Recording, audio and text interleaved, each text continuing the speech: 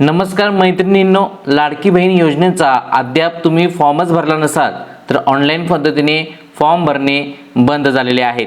अर्ज तुम्ही भरला आहात का?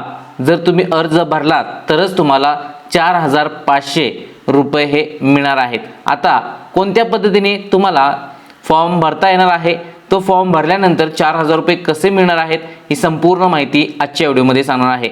मित्रो, आपल्याला माहितीच आहे शासनाने निर्णय काढलेला आहे की आता तुम्हाला फॉर्म भरता येणार नाही तर कोठे फॉर्म भरावा लागणार आहे।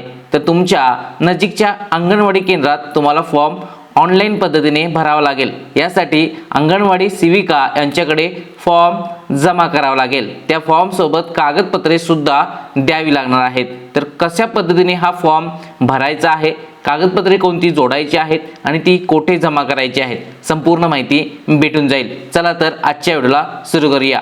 तत्पूर्वी चॅनलला सबस्क्राइब केलं नसेल तर आत्ताच सबस्क्राइब करून ठेवा। स्क्रीनवरती पाहू शकता, हा आहे ऑफलाईन पद्धतीचा फॉर्म। हा फॉर्म भरून आपल्याला अंगणवाडी सेविकाकडे कागदपत्रासोबत जमा करायचा आहे। त्यानंतर त्यांनी ऑनलाईन पद्धतीने फॉर्म भरतील आणि तुमचा फॉर्म सबमिट होऊन जाईल, त्याचा मेसेज सुद्धा तुम्हाला येऊन जाईल। पहा, सर्वात प्रथम हा फॉर्म कसा भरायचा। पहा, महिलेचे संपूर्ण नाव इथे नमूद करा, लग्नापूर्वीचे नाव, लग्नानंतरचे नाव अशा पद्धतीने लिहा, जन्मदिनांक इथे आधार कार्ड प्रमाणे नमूद करा, अर्जदाराचा संपूर्ण पत्ता हा सुद्धा आधार कार्ड प्रमाणे नमूद करा। आता जन्म ठिकाण इथे तुमचं लिहायचं आहे।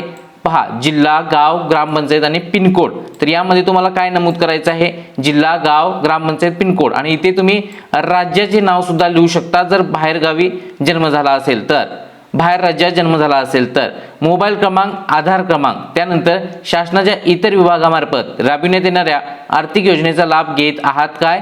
घेत असाल तर तुम्हाला लाभ या योजनेचा मिळणार नाही, त्यामुळे घेत नसाल तर होय वरती क्लिक खोडायचं आहे आणि तुम्ही लाभ घेत नाही। तर पहा, वैवाहिक स्थिती इथून तुम्ही सिलेक्ट करायची आहे, टिक मार्क करायचे आहे किंवा इथे डायरेक्टली लिहायचं आहे, विवाहित, घटस्फोटित, विधवा, परित्यक्त्या की निराधार। यानंतर पहा, अविवाहित सुद्धा इथे लिहू शकता। त्यानंतर पहा, अर्जदाराचे बँक खाते असलेल्या बँकेचा तपशील इथे तुम्हाला नमूद करावा लागेल। बँकेचे पूर्ण नाव, बँक खातेधारकाचे नाव, बँक खाते क्रमांक आणि आयएफएससी कोड। यानंतर आपला आधार क्रमांक बँक खात्याला जोडलेला आहे काय?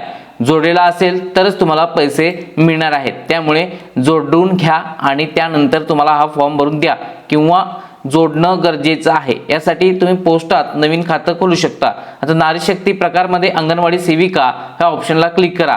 खालील सर्व कागदपत्रे प्रति सादर अपलोड कराव्यात, म्हणजे अपलोड करणार आहेत, त्यामुळे तुम्हाला ही कागदपत्र देणं गरजेचं आहे। आधार कार्ड द्यावं लागेल, अधिवास, जन्म प्रमाणपत्र, यामध्ये 15 वर्षापूर्वीचे रेशन कार्ड किंवा 15 वर्षापूर्वीचे मतदान कार्ड, जन्म प्रमाणपत्र किंवा शाळा सोडलेला दाखला, उत्पन्न प्रमाणपत्र, यामध्ये तुम्हाला केशरी किंवा पिवळे रेशन कार्ड किंवा उत्पन्न सर्टिफिकेट, अर्जदाराचे हमीपत्र, बँक पासबुक, अर्जदाराचा फोटो, इतकी कागदपत्र लागणार आहेत। आता यामध्ये उत्पन्न प्रमाणपत्रामध्ये तुम्हाला ऑप्शन आहे आणि अधिवास जन्म प्रमाणपत्रामध्ये सुद्धा ऑप्शन देण्यात आलेला आहे। अशा पद्धतीने तुम्हाला हा फॉर्म भरायचा आहे आणि नजीकच्या अंगणवाडी केंद्रात जमा करण्यात यायचा आहे।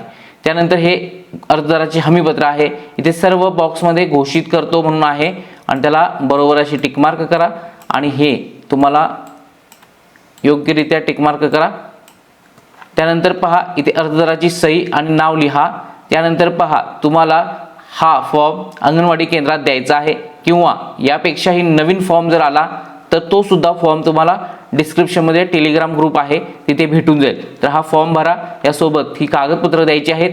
आणखीन जर एक्स्ट्रा कागदपत्र लागले असतील तर कमेंट सेक्शनमध्ये मी टाकून जाईल, पण अशा प्रकारे तुम्हाला हा ऑफलाईन फॉर्म भरून द्यावा लागेल, कारण अंगणवाडी सेविकांना हा फॉर्म ऑफलाईन भेटल्यानंतर ते ऑनलाईन करून देतील। आता तुम्हाला माहिती आहे की अंगणवाडी सेविकांशिवाय कोणालाही फॉर्म भरण्याचे अधिकार नाही आहेत, त्यामुळे हा फॉर्म भरून अंगणवाडी सेविकांकडे जमा करण्यात यावा। मागील व्हिडिओ पाहिला नसाल तर पाहून घ्या। अंगणवाडी सेविकांना फॉर्म भरण्याचे अधिकार देण्यात आलेले आहेत, त्याचा GR सुद्धा हा व्हिडिओ संपताच इथे प्ले होऊन जाईल, तिथे टच करा आणि पाहून घ्या। तुमच्या काही अडचणी असतील कमेंट सेक्शनचा जरूर वापर करा। पुन्हा भेटूया नेक्स्ट महत्त्वपूर्ण व्हिडिओ घेऊन। जय हिंद, जय महाराष्ट्र।